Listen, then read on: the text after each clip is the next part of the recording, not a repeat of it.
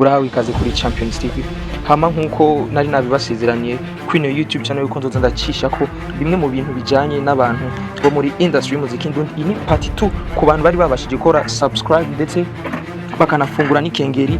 Iyi part 2 nibaza yuko ibashikiriye mu bambere, ndetse nongera ndanabibutsa niba bwoba ari bwo bwa mbere ugishika kuri YouTube channel usabwa gukora subscribe ugafungura n'ikengeri kugira buri video yacu yose tuzopostinga izogushikire mu bambere. Uyu munsi rero ikintu nzanye ni ya part 2. Abantu mutaravye part 1 mugende muirabe mu video yanjiriko, ariko umunsi twazanye part 2 y'amazina y'abaririmbyi bo ngaha iwacu mu gihugu cy'u Burundi. So nizere ko amaze gukora subscribe. Ku mwanya wa mbere twasanga umuririmbyi bitwa D1, aho izina yahawe n'abavyeyi ari Diedone Ndayikengurukiye. Uwo ni D1 aho amaze gukora ibikorwa byinshi ntorinda gusubiramwe. Uwo dukurikije nawe no bitwa Double J, aho izina yahawe n'abavyeyi ari Mugisha Jean Junior.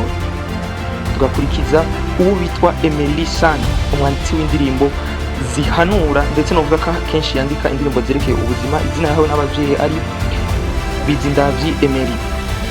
Tugakurikiza umwigeme abikora neza ariwe Monia Fleur. Izina yahawe n'abavyeyi ari Shugwe Ryimana Monia.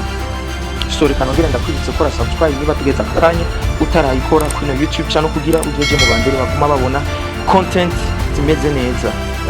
So dukurikije umuririmbyi bitwa Dramati, aho izina yahawe n'abavyeyi ari Irankunda Heri. Kaca dukurikiza umuregende umwe mu bantu bafise itafari rikomeye bashize ku muziki ndundi ariwe Kidumu Kibido. Izina yahawe n'abavyeyi ari Nimbona Jean Pierre. Tukaca tuja ku mwigeme bita Vania Ice, aho izina yahawe n'abavyeyi ari Irakoze Vania.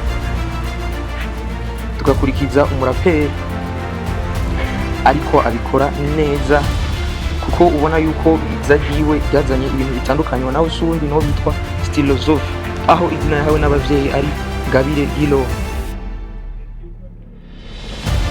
Tugakurikiza wo bitwa Wiz Design, umwanditsi mwiza dufise hano muri industry y'umuziki ndundi, aho izina yahawe n'abavyeyi ari Christian Uyamenye.